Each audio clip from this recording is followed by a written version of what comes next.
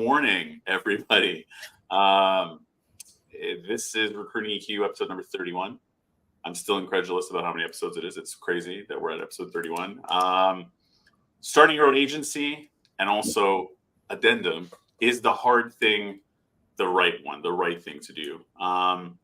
Very excited about today's episode. I have Kumail here with me, Kumail Ahmed of Codernatics. Did I say that right? Codernatics. I have that superfluous. Yeah. I won't do anymore because you gave me the story. I want to go through that story. But Codernatics, which is a startup agency. I'd love to, want to just maybe introduce yourself and tell everybody a little bit about the company. Yeah, sure. Thanks, Rick. So I'm the co-founder of Codernatics. We're a technology recruitment company.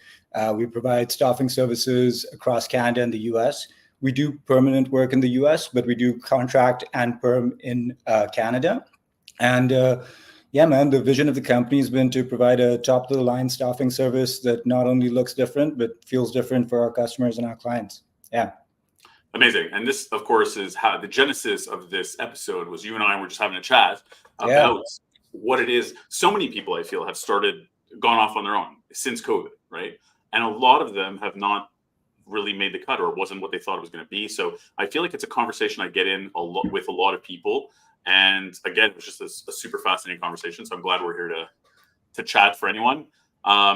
With that said, just to go through the usual disclaimer, we are not on LinkedIn. If you're watching this on LinkedIn, on YouTube, or on Facebook, we're on a third-party platform. So we welcome your comments. We would love comments, questions. There's been a lot of great participation in prior episodes, so please do not be shy.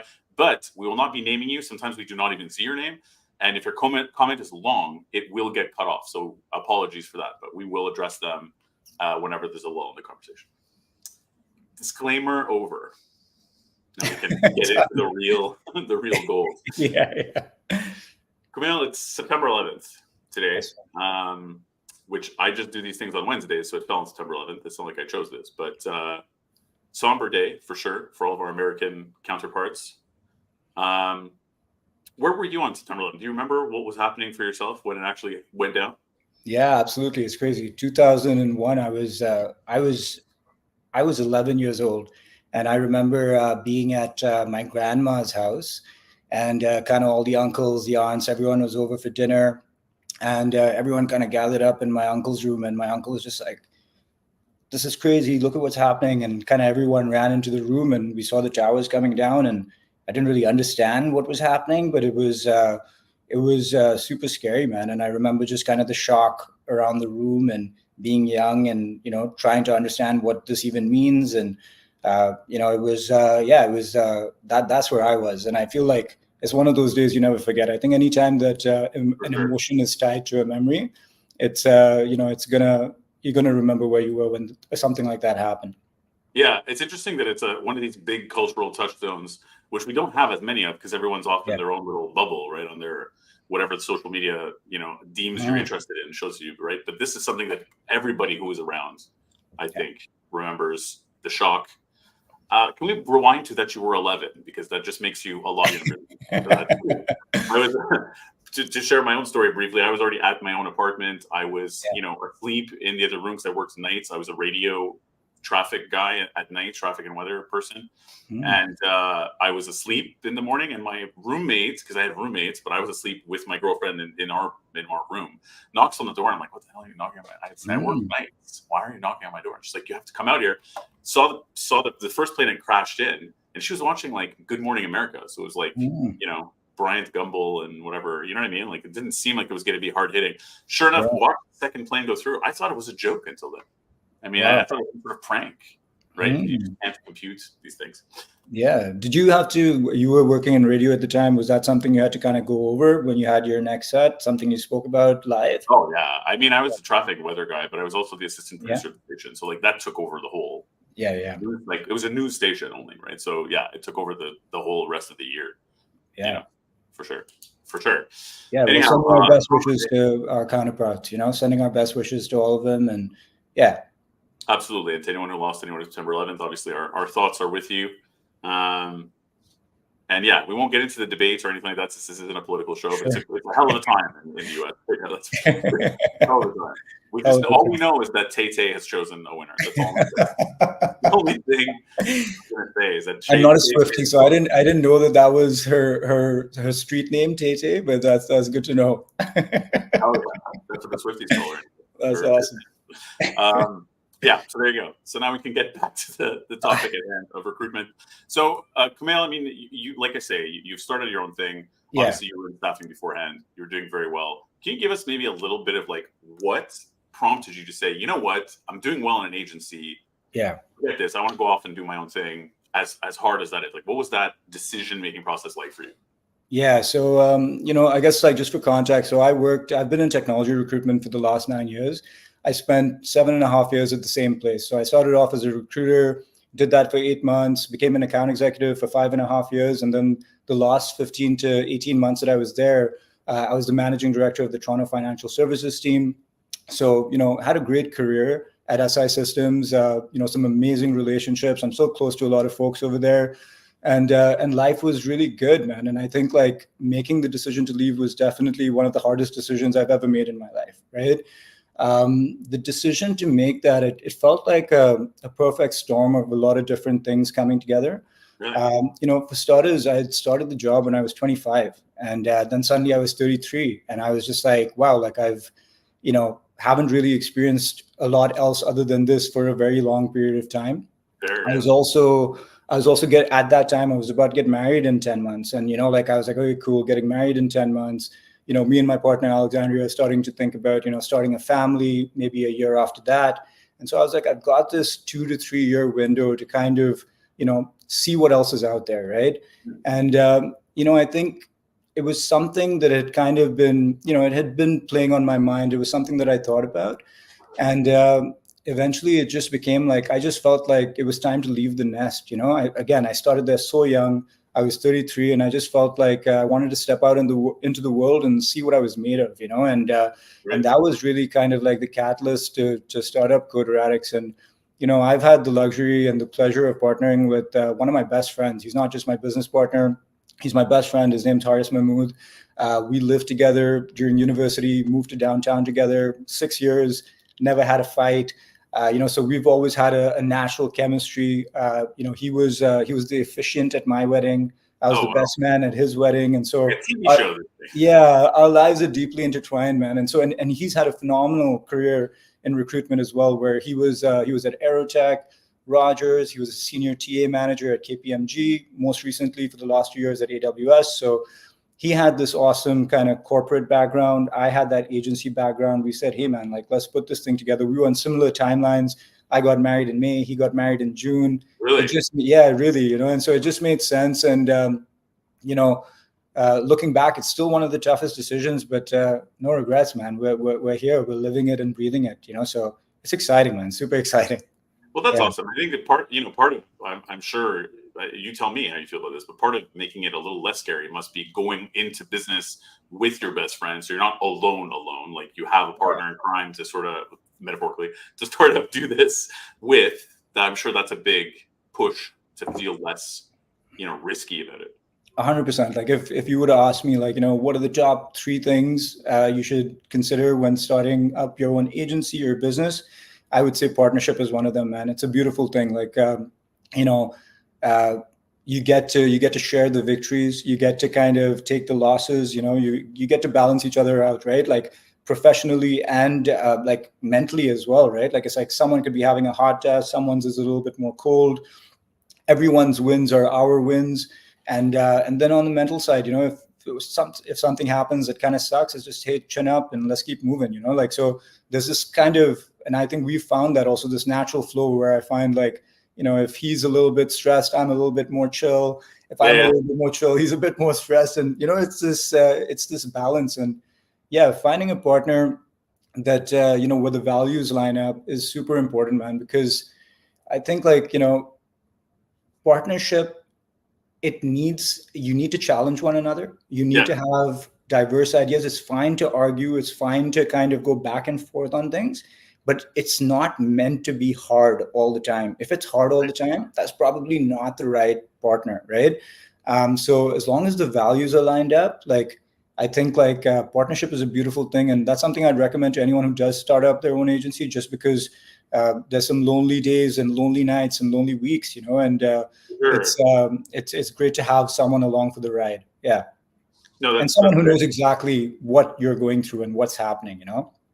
That's good advice, right? Yeah. And especially like post COVID, where a lot of people just sort of thought working remotely fully was the dream, and going Yeah. off on your own and being fully remote, like just on an emotional level, on a exhaustion level, like not even having anybody to talk about work who knows what's going on at all ever.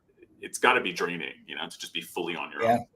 Yeah, absolutely. We still do work remotely quite a bit. We work together a lot as well, but I'm the guy walking down the street talking to himself now. I went from Oh my god. being at a yeah, I went from being at a busy shop with a very close knit team to kind of spending a lot more time on my own. And that's one of the reasons I appreciate your podcast so much, because it's felt like a bit of an extended community. And so I was super excited. I was a bit nervous getting onto this because I was like, I feel like I'm going on Oprah or something. Oh my god! If only I could be the Oprah of recruitment. Take that out of context and say I that. think it's happening, man. I think it will happen. Oh, that's awesome. Yeah, man. Talking to myself, I have my plants. You can't see mine. I see you have Yeah. a great looking plant behind you there. Thank Talk you. to the plants. They're all named. Like, there's a lot that happens when you work Yeah. remotely. That's a little on the like slightly this side of crazy. You know what I mean? Yeah. Back in the day, I used to walk down the street with the headphones in and talk to myself. Now I'm just like, you know what? I'm headphones out. I'm just doing it. For sure. And Kumail, you have fans here too. We're not naming anybody. We have a way to go, Kumail. We have Kumail, one of the best managers I ever had. Wow, Way to amazing. go. We're here to cheer you on. That's an interesting thing though. Like, so let's look at the management aspect for a second. Obviously, you were successful at SI Systems, moving up and billing well, but you were also a people manager. Yes. And running your own business, there's a stretch of time that might be relatively long where it isn't sustainable to hire full-time staff. Yeah. So the people management aspect goes away a little bit and possibly for a long time. How do you feel about that? Did that factor into your decision? How have you felt about it since? You know what I mean?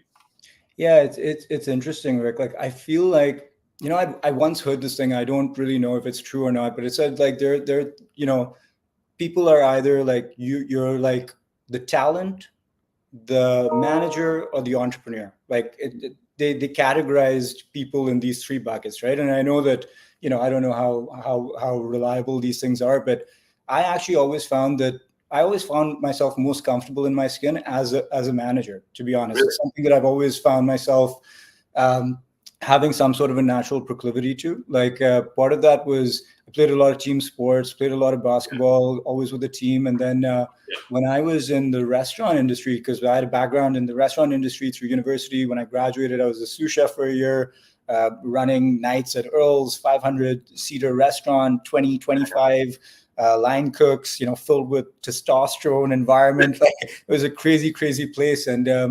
I was responsible for leading a team in that environment. And it was something that very early on, I kind of figured out I had a bit of a knack for, had a passion for.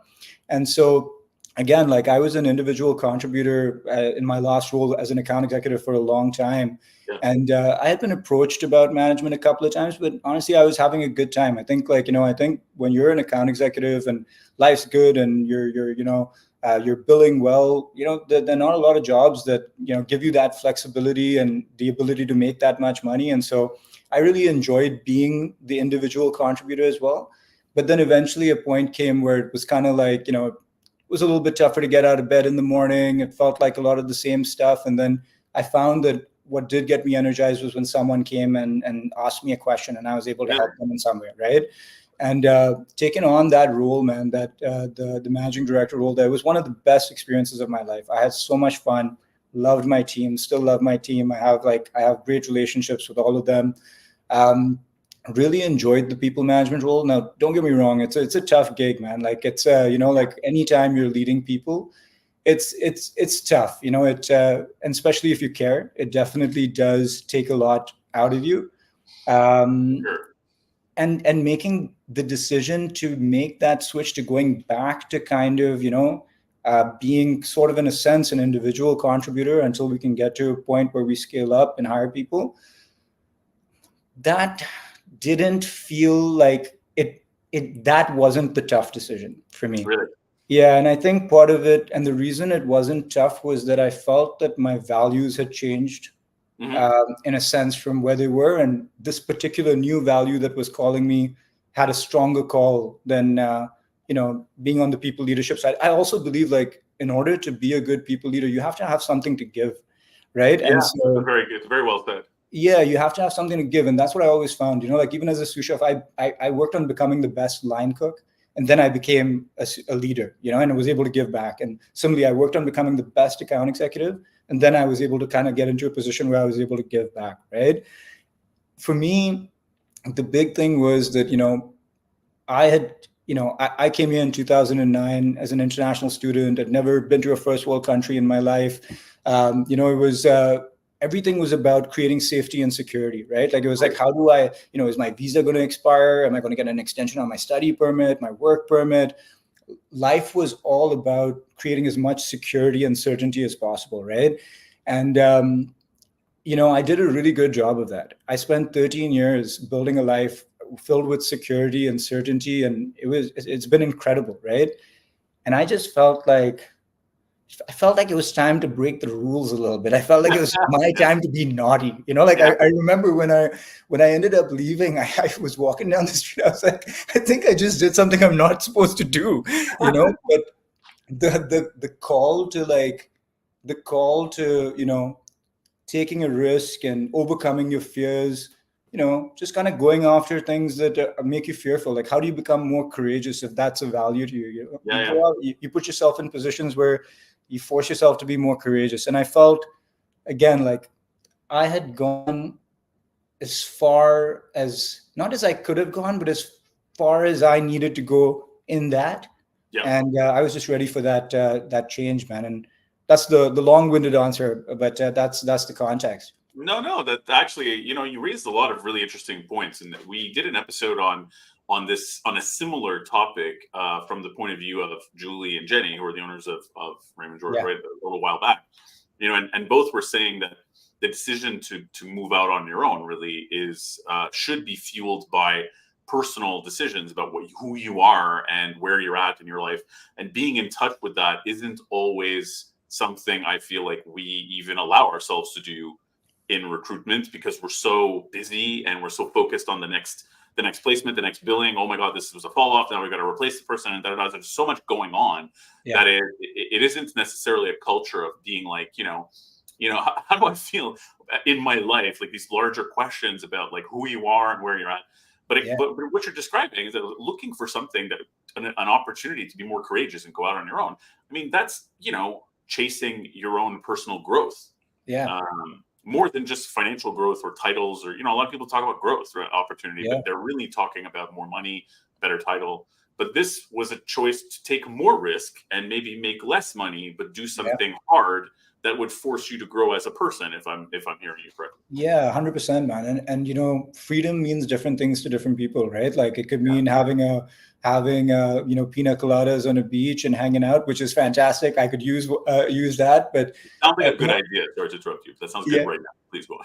yeah, agreed. But I think that like, the other piece around freedom is just freedom from limiting beliefs that you might have about Yeah. how to live your life, what you need to do. And the thing is that, like, you know kind of what Julie and the other owner, partner at Raymond, George, said was, there's got to be something internal that gets you going, right? It doesn't have, and it doesn't have to be like, I want to. It doesn't have to be something super noble, or like, I want to find people the best jobs. That's a great part of it, but it's Sure. got to be something that that that calls you, because what ends up happening, man, is starting up your own business or recruitment or whatever it is, an agency, like, it's hard. There's a lot of times that are very, very difficult.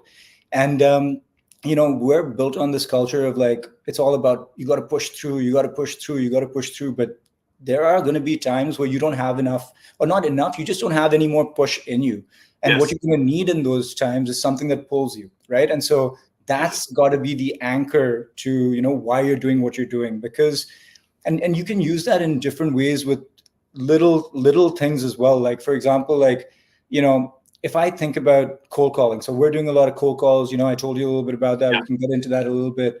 But Like, if I have to wake up every morning and make like 40, 50 cold calls because I got to pay my bills and I've got to like get business and I've got to make money, uh, I'm hitting the snooze button, throwing the blanket over. I'm like, I don't want to do this. Like that doesn't sound fun, man. nope, doesn't. But what does sound fun is like being like, okay, cool. Like, what is it that what am I looking to accomplish right now? I want a busy book of business. I miss like being like, with clients, consultants, all of the stuff like that fast-paced stuff that kind of gets us recruiters hooked to this business.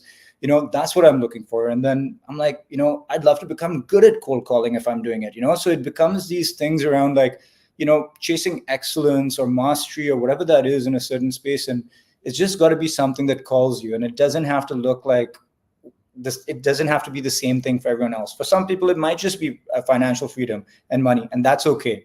You just got to be, aligned with yourself. Yep, for Yeah, sure.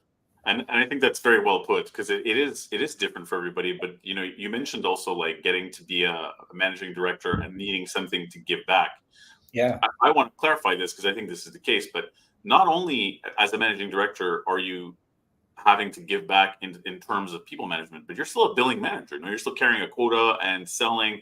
And this, to me, we always say at Raymond George, possibly the hardest job in recruitment, right, is to still sell or deliver or whatever else, and also manage people well to balance sure. all of that stuff. Yeah.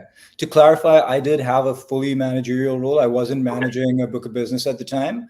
I was managing a team of about 12 at one time, up to 18 people. That was for Okay. a temporary period. But it's just, I think people management, um, it's tough, man, because if you care, you wanna do right by your people, and sometimes that means having hard conversations. Sometimes that means, finding ways to make them see something that they're not being able to see, right? And yeah, Yeah, for sure, definitely. Well, so you made the decision, you made the plunge, you wanted to do the courageous thing, you did do the hard and courageous thing, and not that this should be like a BuzzFeed article that's a listicle of do's and don'ts, but I would love sure. to get into some do's and don'ts also. Sure, On man. Yeah.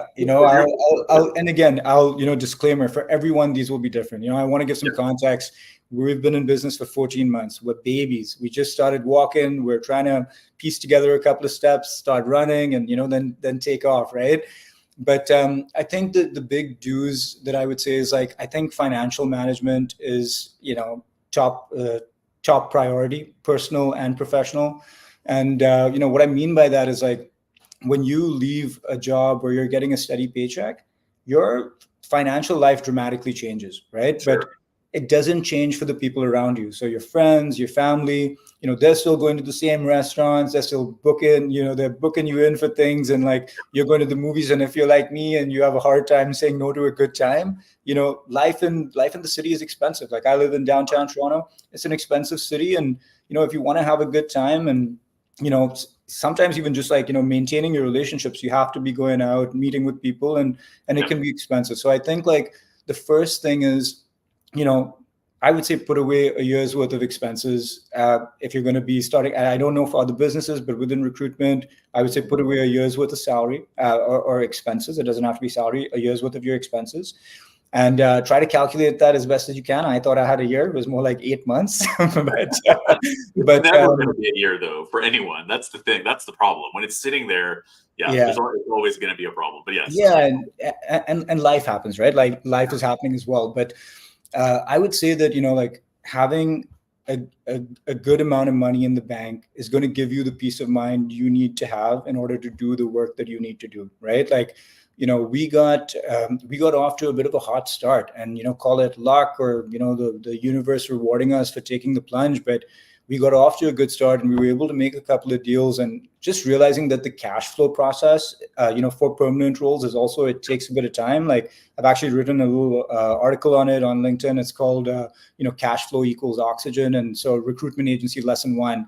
But it's basically like, you work the role, you submit the candidates, you say that's a week, interviews, 2 rounds of interviews, 3 weeks, 2 weeks start date. If an offer comes through, 5 weeks, build a client, 30-day payment terms. By the time the money lands in your account, it could be anywhere from like it could be like 3 months before the money lands up in your account. It has to line up with the client's payment cycle. Yeah. And minimum, I'd say these days, personally, I feel like the interview process can sometimes be quite long. Yeah, this is best case scenario. This is best case scenario. Yeah, for sure. But it takes time for cash flow to kind of come in, right? And sometimes I look back and I'm like, damn, man, if we didn't have those early wins, like maybe I hadn't planned it as well as I thought I had. So I think the financial management piece is super important. I know there are stories of like these risk-taking entrepreneurs who took on this immense amount of debt and were able to rise like the phoenix and take over the world, right? And love those stories, but it's not the average, or it's not the most common story. You know what I mean? So yeah, you wanna manage things financially well. And then I think on the business side, like you really want to be like, one of the values that when Harsh was at Amazon, like one of the values was like be frugal, right? Like find ways to even with your tool selection, like most organizations or companies, when you purchase a tool, you're not really like using that tool to its maximum efficiency, right? Honestly, and I hate to cut you off on this one, Camille, but don't you feel like there's so many tools and so many of them seem kind of cool, but like it's that alone, navigating, trying to decide what your tech stack is like a full-time job. It's a full-time job, and it's kind of like, and that's what you see with a lot of organizations as well. They need tools for tools for tools, and then your technology debt just becomes insane, right? And so like you can and again, like the tools like Zoom Info, which are thousands of dollars. There are other tools that are sales intelligent based that can give you, like, if you're just looking for phone numbers, there are tools that do that too at a much better price point, right? And so wherever you can kind of keep your costs low, that's and just kind of make adjustments lifestyle wise, personally and professionally, I would say like that's probably the biggest piece of advice. And then having awareness about who you are, how you handle financial stress, right? Like for me, I'm a good financial manager, not very good with financial stress, right? So for me, instead of having like a year's worth, maybe a year and a little bit, just to kind of have that fund, just not to feel the heartache every time you see money going out of an account, but I think it's important to know how you operate. People have different risk tolerances, and it's important to have a gauge on our self-awareness on yourself on that. Yeah, that level of honesty with oneself is sometimes a little hard to come by, right? Especially if you're not really accustomed to it. I feel like even just recruitment in general, in training people, which I did in my prior agency on systems and stuff like that, you'd see people come in and be great and do very well at the job. But even just the unpredictability of human behavior, suddenly they discovered was something that kept them up at night, and they're like, I can't do this. I can't do it. So it's like, it is a learning experience for sure about oneself, recruitment. Yeah, I'll say on that piece too. And what's cool is like your tolerance does improve. Like it's like it's like, you put yourself in certain situations, and like the things that you want to become better at, it happens. So no, it's been great, man. And so I think that would be one really big piece of advice. I already spoke. We already touched on partnership. Highly recommend. And then lastly, I would say is like, for being a smaller agency or kind of like a startup shop, and you've talked about metrics and KPIs, and you've had some really great conversations about how much is too many KPIs, and what makes sense, what doesn't make sense. But for us, like, because we got off to this hot start, we're kind of flying by the seat of our pants. Things are happening. We're like, everything I learned, you didn't need to know any of that. Like, you just kind of like, you're doing it, and then when things kind of slow down a little bit, it's like, okay, cool. Like, like for us, for example, on our delivery side, like on recruitment, we knew exactly who we were. Like, there's no question about what my process is when I'm running a cycle on a sourcing for candidates, what my conversations are like, what my process looks like. Harris and I have been doing that for 20 years collectively. We know who we are on that side, right? But then like on the sales side, it was really important to actually like, create our identity, figure out who we are on the sales side of things, and what activities need to back that up. You had this, a fantastic guest. His name's Kevin Wilder, and he used this, he used this old adage, and I'd never heard it before, but it's like, what gets measured is what gets done.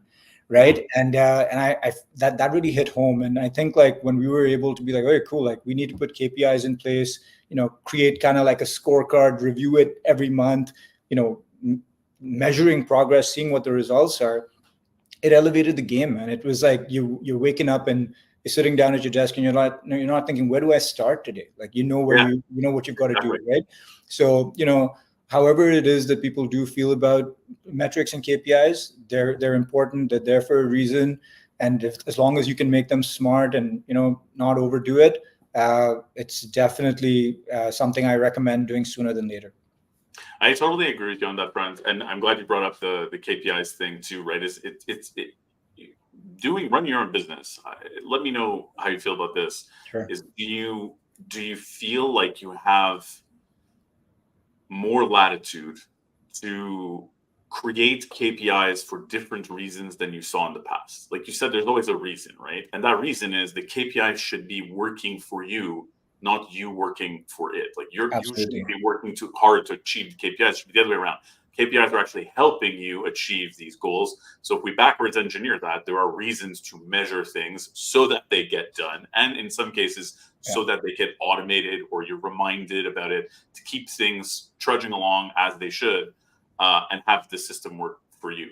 Do you feel like that's different now, that like some of those reasons or approaches are different now that you're the one deciding them than they were in the past and then you hear elsewhere? 100%. I think like anytime, like within sales or management, like there's always going to be this push and pull on the KPIs and the metrics, but they really do exist for a reason. I'll tell you where I think, and this has kind of been my personal experience, I think where metrics can go wrong is like, say for example, okay, like say, I need my target is say 20 client meetings a month, right? And I want to do 15 consultant meetings.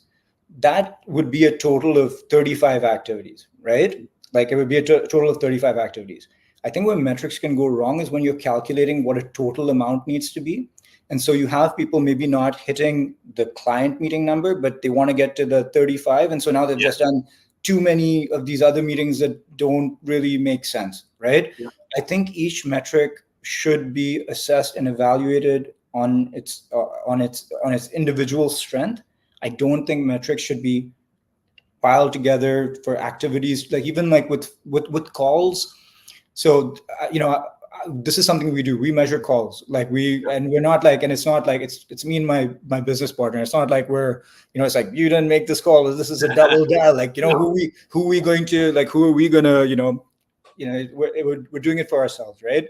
So I do think there is value in metrics, but they have to be on their individual strength, not necessarily creating some sort of total number at the end that you need to get to. I think that's a big difference, and I do feel a change in the latitude of, I think if I was, as an account executive, maybe working at a company, if I was being measured on call volume, I'd probably think it sucked. But now that we're on our own, I'm like, I think it's absolutely necessary, like at least on the sales side. Yeah. I agree with you. I think part of it is the spirit in which the metrics are like people are educated on why the metrics exist and what they're there to do. Because when you're doing them on your own, you're trying to determine how effective are these calls? How can I essentially be better at my job, right? Like how can I make more money, make more effective calls, in with the limited amount of time we have? Because ultimately we always run out of time. That's the big thing, right? Yeah. So it's like sometimes in agency environments or any other sales environment, you're hit the metrics of just do them already because I said so, like a father figure or mother figure, like just do it because you have to. And I think there's a natural tendency to rebel when you don't really understand that this could be used, to help you actually get through the steps of your career and grow. But then there's another thing you said that I find interesting too, which is on the front of like what things are measured, right? So you could have like a total number of meeting calls.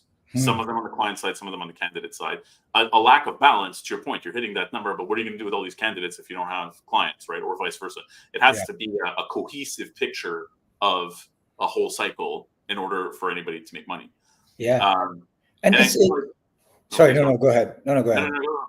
I was just going to say, like, it's the in and this is what I'm feeling as someone who's kind of gone through this process recently within our company, is that each metric is supposed to inform the next metric. Yeah. Right. So, for example, like, I really do believe also, like, I think I've heard it on your podcast, someone saying, better is better, more is not better. Sometimes you have people who are, making 120 calls, but they're not billing at all. Right. So that's not what you want either. Right. So, but it's like the calls are supposed to lead to client meetings, and the client meetings are supposed to lead to jobs, and the jobs are supposed to lead to interviews, and the interviews are supposed to lead to placements. Like, that's really like, so it's like, if I'm if if the metric is hit 400 calls, but you do 200 calls, but you've got the meetings, you've made the placements, then we don't need to talk about the 100 calls you didn't make. So they inform one another. They shouldn't. That's how they should be designed, in my opinion. Yep, I agree with you. And I also feel like certain key points, right? Like, you want to look at a candidate profile in your ATS and be able to see how many, like, okay, they were interviewed. How many submits did we do to our clients? Yeah. How many of our clients actually interviewed them? So not how many steps of the interview, but how many individual clients actually met with this one person? And then how many processes did they go toward the end? Did they get 2 offers? Just at a glance, right? So you can actually tell, hey, this is a profile that all of our clients like, or we thought all of our clients would like them, but they only were seen by 1. We submitted them to 6. It's valuable information that informs now your next searches and so on and so forth. So there's also, like, after the process, lots 100%. Of stuff you want to go back and measure, so that, again, it informs your sales process, your delivery, where a lot of people will look at that stuff as like, oh, it's just busy work putting all this stuff in the system. Why do I have to put all this stuff in the system? It's just wasting my time. I know we're all busy, but it's like, we don't get better. To your point, more is not better. I think that was Shannon Roach who said that. Yeah, like, better is better, and I agree with that, right? Like, and it's kind of cool to see also, like, when you're doing cold calls and things like that, the more you do it, your connect rate increases, right? Yep. And it's not because, like, they say that the average sales rep connects about 5 to 6% of the time, and the top SDRs or BDRs connect about somewhere like 12 to 13% of the time.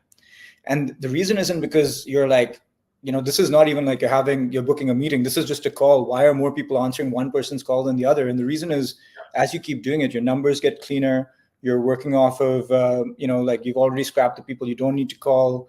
You just you get into a rhythm that moves a lot faster. And so, as much as calls are important, what's happening on the connect side as well, like, so different, all informative and important data points.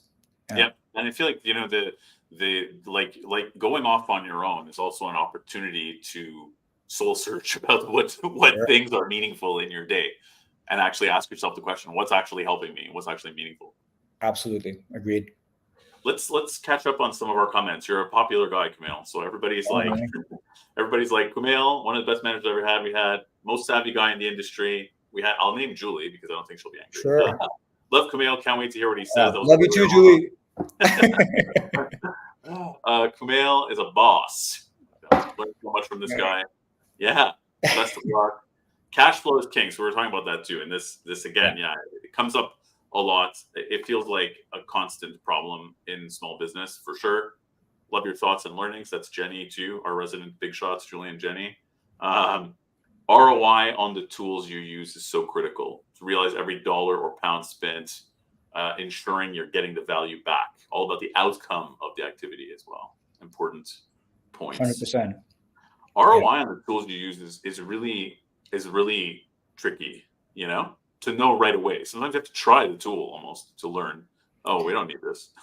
Yeah, it's ROI on tools and ROI on effort as well, right? Like, I think, like, on everything. It's and that's the thing. I think, like, when you're a small business or a startup agency, like, any strategy you select is going to take you down a certain path, right? And that path could take a couple of months before you even realize whether what you're doing is the right thing or the wrong thing, right? Yeah. And so there's this balance you have to kind of navigate of like committing to a specific strategy and seeing what the ROI is on those results or on that tool or whatever it is. And that's one of the tough things in the recruitment world, just kind of, or at least on the top of the funnel sales activities.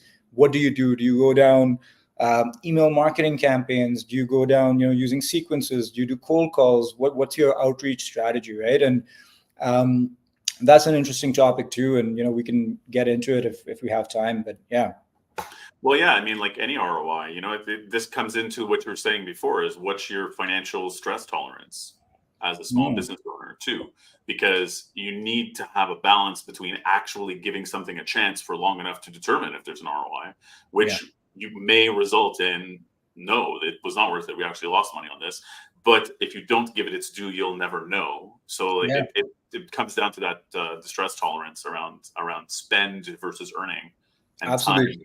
Absolutely. And I think there's value in, going through different processes and learning, like for us, I when we started off, we did a lot of like email based sequence marketing campaigns. And there are some people who do a fantastic job with this. I know that, I honestly, like, it's hard for me to say whether, sorry? I haven't met any though, but sure. I would say, like, I'm not sure if maybe the process we ran just wasn't right, or it just doesn't work as much. Like, this inundation of clients receiving so much noise over email. Like I'm a small business. I get 5 or 6 emails a day about different solutions, and so, for us, we started off running email marketing campaigns, or like, using a tool that has,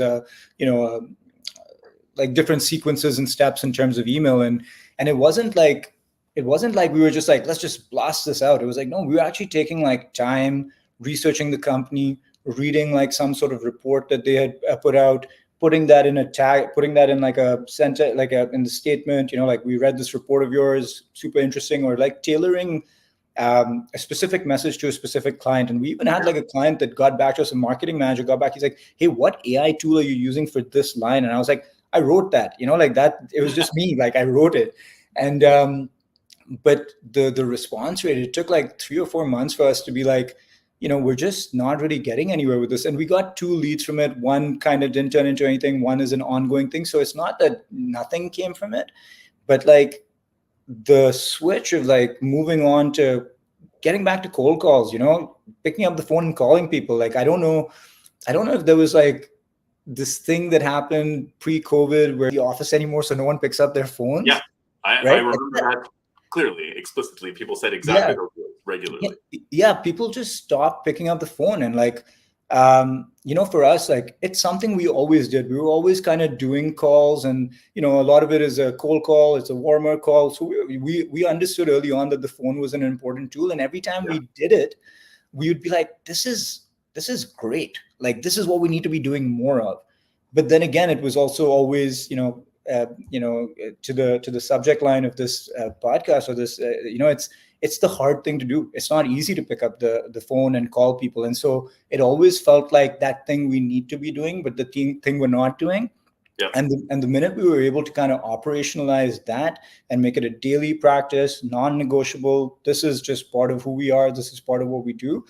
Like, our pipeline has just evolved. It's changed. It's elevated our game completely, and it's exciting. Like, we're excited. We're like, because you could run a sequence and have someone tell by, at the 9th day, tell you, hey, I'm not interested. You can pick up the phone and find out like day 1 or day 2 if they answer, if they're not interested, and you can kind of move on, So, yeah.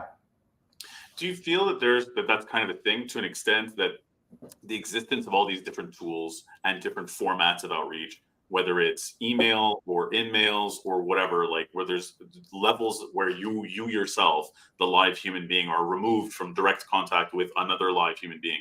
Do you feel to an extent that it's a way of avoiding the stressful, hard thing that we rationalize in our heads? Oh, well, we're reaching more people, so this is great. But at the same time, we're also just perhaps avoiding something that's a little stressful. As I feel globally, everybody's distress tolerance is a little lower than it was before COVID still. Yeah, 100%, man. I feel like how you feel about a certain activity indicates how valuable or, not valuable it could be. Like, I don't know how, I was sending out a lot of sequences at one time, and I never walked away being like, wow, I sent out like 200 emails today, like, or maybe I thought that, but I was just like, it didn't feel super rewarding in some sense, like whatever that sense was. And when you pick up the phone and you call someone and you have a great call, you turn around to your partner, you're like, dude, did you hear that? This is what happened. It was crazy. It's like, he said this, I said this. It's just like, the energy is amazing.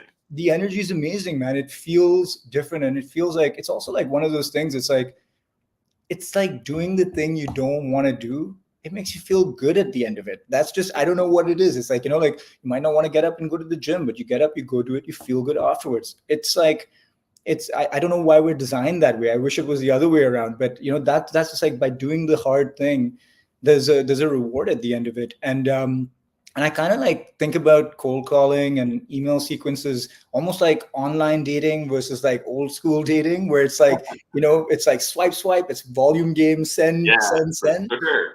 And there's such little investment, right? If someone says no, it doesn't, you're not hurt by it. You don't, there's a lot less investment, right?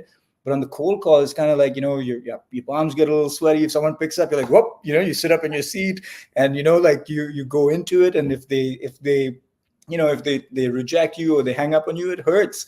Like this is one thing I will say. I read this line, which was that, like, someone hanging up on you on a cold call or rejecting you on a cold call, they're not rejecting you, and they're not even rejecting what you're selling. They're rejecting the interruption to their day. You have interrupted their day, right? And so I think that's an important piece. But again, man, it's hard not to take it personally when you're doing these. It finds its way of seeping in, right? But I feel like, it's kind of like, calling someone and being able to humanize yourself over the phone. Hey, like, I'm calling you out of the blue. I know this is a cold call, and I like making these calls as much as you probably like, receiving them. It's disarming, and it's like you humanize yourself, and it is harder to turn a person away who's speaking to you on the phone than it is to just not reply to an email, right? So, yeah. And to not read an email. That's another thing too, is to just not read it. And I also think that personally, I don't know how you feel about this, but I think that the idea of sequencing your communication in one tool has an intrinsic disingenuousness to it, because I feel I can build rapport with one person quicker, more differently, in a totally different way than another person. But what you're trying to do is make a consistent effort to build rapport at a distance, which is weird because you wouldn't naturally use every step in the sequence for the same person the same way. You just don't know the person yet. So you're doing it from a distance. I understand that if they respond, it stops the sequence. But I'm saying, like, if let's just say they read them all, you don't get to see what their reaction is. So it's not reactive. There's a much higher chance of seeming fake, no matter how good your sequence is, right? Yeah. I feel like there's an inherent disingenuousness there that needs to be addressed if that's going to be a successful tool in the future. You know what I mean? I agree. I agree. And I think we spoke about this a little bit too. Like, what works for some people doesn't work for others. Like, there are people who, who you reach them over the phone, they're like, hey, this is my personal number. Like, like, I don't want to, like, don't call me, right?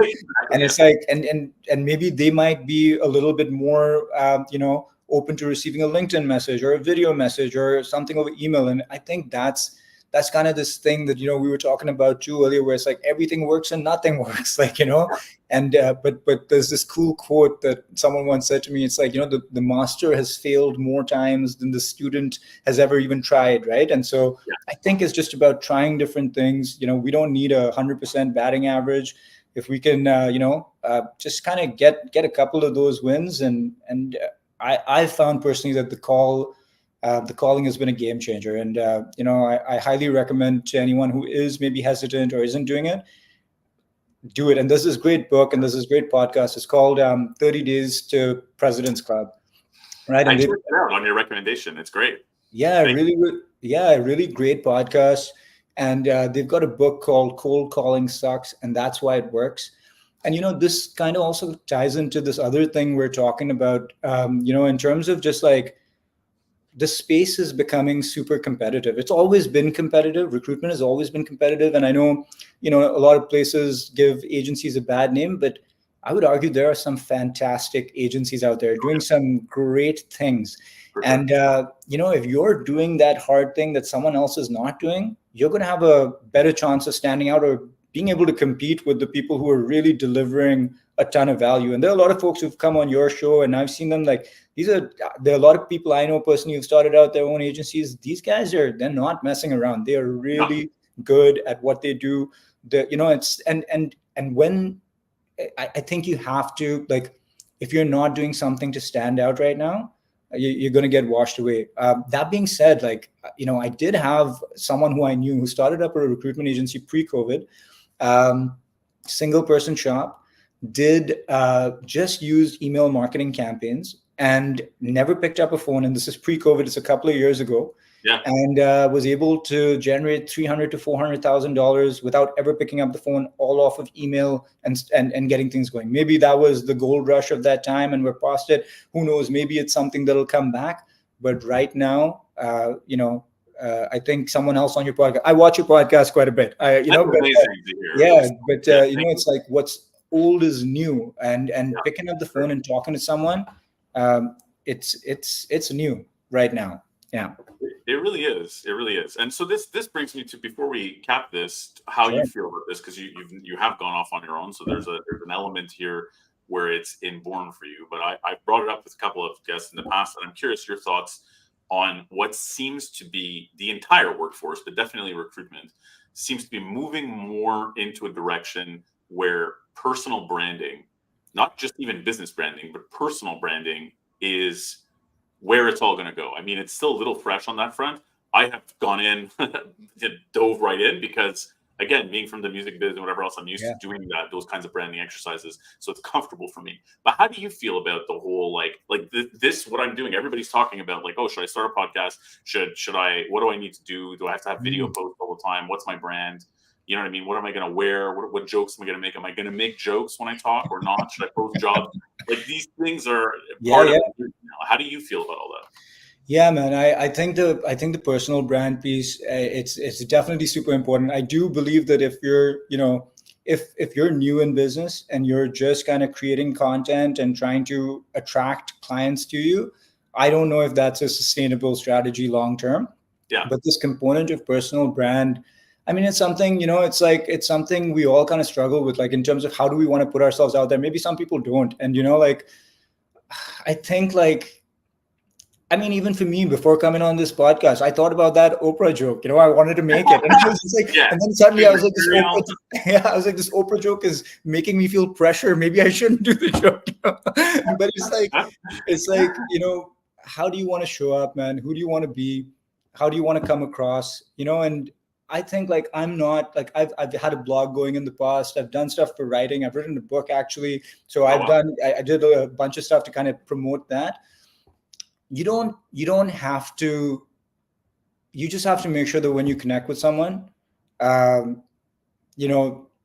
able to sense that you're a real person who cares. And, if they give you a shot, you're going to go out of your way to kind of come through for them. Right. And then the personal branding, there's the other stuff on the branding of just, you have to stand out. You have to do something different. You can't take this stuff for granted. You can't take your client's business for granted. And like, I don't know about anymore. You just can't do it, because if you do it, there's someone out there who's going to be willing to care more, do more, and is going to outcompete you. And then that's what it is. Like, clients you're not entitled to their business. You have to earn it. Right. And so personal branding is huge. How you go about it, you can do it in different ways. But I think the big thing, man, is just like trying to just be yourself, because that's the only time. It's anytime. And it's this same thing of like feeling informing things. If you're thinking about something and it's creating some sort of anxiety in you or some sort of stress in you, and I don't mean that in like cold calling, wanting to do something difficult, but if you get this feeling like you're being disingenuous in some way, just drop it, just let it go. Yeah. You don't have, there's no pressure on doing that, So yeah, that's my take on it, man.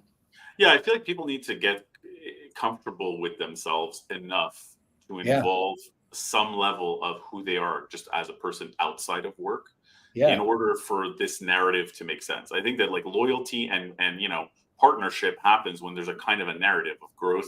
So you need to understand your clients and actually open up to them yourself so they can open up to you. Like, you need to show up as an individual so that you can get them to do the same. And then you can begin to grow a relationship together. simply keeping things on. Here's the candidate. Do you want to hire them? Do you want to hire them? Do you want to hire them? Do you want to hire them? I mean, AI is going to do that for you. Yeah. Already, like you've lost the battle today already, in my opinion. Yeah, 100%, man. And also just like giving, like I've always been a firm believer when it comes to relationships, like you can't fast forward time. There's something that time does that, like as like trying to rush a relationship to be more than it is. It's like it doesn't work out, man. Like, so give things as it's awkward. So I think I think that's a big piece of it. Yeah, give things its time, and I think like even in people leadership, that was always something I said to, like, if someone new started, I said, hey, like, this is who I am, love to know a little bit about you. Like, time is gonna, like, over time will let this become what it's going to become. We can't rush that, so I think that's important. Yeah, agreed. We have a couple more comments that we should go over. Someone hit us with, so cool, love setting dollar metrics. That's interesting. Landing clients as a primary metric instead of number of calls. So backwards engineering it kind of thing. Sorry, can you repeat that, Rick? What was that? Yeah, I love setting dollar metrics / landing clients as a primary metric instead of number of calls. And for newer sales reps, more focused on number of calls / meetings, paired with a founder or closer to finalize the deal. Yeah, I've seen some of that too, which is great. Like I got it by someone who called me about a great product. The tool is called Quill. I'll give them a shout out over here. It's a kind of AI note taker. Yeah, AI note taker. And it's got a lot of other cool functionalities that I won't do justice to. But I just got a call from, a cold call from this guy, and he was awesome. And he kind of just, I said, hey, like, there's no need for me to have this technology right now. I didn't end up buying the technology, but it was just kind of like, he was just able to handle my objections so well. He got me into a meeting with his kind of closer, had a fantastic meeting with them. And, I think that, if I was to go out into the market and get a product, that would be the one I would do, so there's different ways that people do. It's always cool to be approached by a sales process that feels a little bit different, and to go through that process with them and just be like, what did they just do? That was cool. Like, I'm here, I'm on the, and so, I think there's a lot to learn. There's a lot of things to do. And no, I think those are great points. Yeah, absolutely. And lastly, we had, thanks, Camille, great insights. But knowing when you are spending on the wrong products, this goes back to what we were talking about earlier, stopping it and changing and relooking at what your needs are. Yeah, that pivoting aspect, I imagine, is super huge, to know when to be like, we got to stop doing this as a business and do this instead, or we should keep trying this, like knowing when it's too much. How the hell do you know that? Yeah, no, that's a good point, man. I think it's just, I think you've got to, this business is really cool, man. There's some things that and then the rest of it is like this willingness to be wrong about how you're doing something, right? Yep. Like there's some things that you got to do these things this particular way because that's what's best. But all the rest of it, man, you got to be open-minded, willing to be wrong, and kind of be open-minded. Like, might take that tip over there, might use that and make it something. So yeah. Yep, 100%. Well, thank you so much, Kumail. We're approaching our time on this September 11th, 2024. Yeah. Crazy that it's already that late in the year. I'm usually incredulous about time for half the episodes. So today was a bit better. Thank you so much for joining us, man. Those are great insights. Just before we go to Coder Addicts, where did the name come from? Yeah, so my partner Haris Mahmood actually came up with the name, and it's kind of like, obviously it's like coding erratically, but it's also a play off of the quadratic equation, essentially. Yeah, the quadratic equation, which was the bane of everybody in Quebec anyway, everybody's 10th grade math class, having to memorize it fully. Everything is a trauma, I think, for me. But hey, the hard thing is the right thing, right? But there you go. I'm full circle beautifully with 10th grade math trauma as the hard thing is the right thing. Awesome, Rick, man. Thank you so much, man. And thank you for doing this. These podcasts are great. Your guests are great. I connect with them now. Maybe they know who I am, not just the random dude sending them connection requests. But there you go. yeah, no, it's cool, man. It's great. Well, thank you. Yeah, I appreciate it, Kumail, and thank you for joining, and thank everybody for commenting and joining us today. Feel free to send us any messages. And Kumail, maybe we can link over your post that you mentioned and your book as well. Why not? I didn't even know you wrote a book. We should talk about that another time. Sure. Sounds good, man. Sounds good. Awesome. Have a great Thank you, everyone. Bye. Thanks, Rick.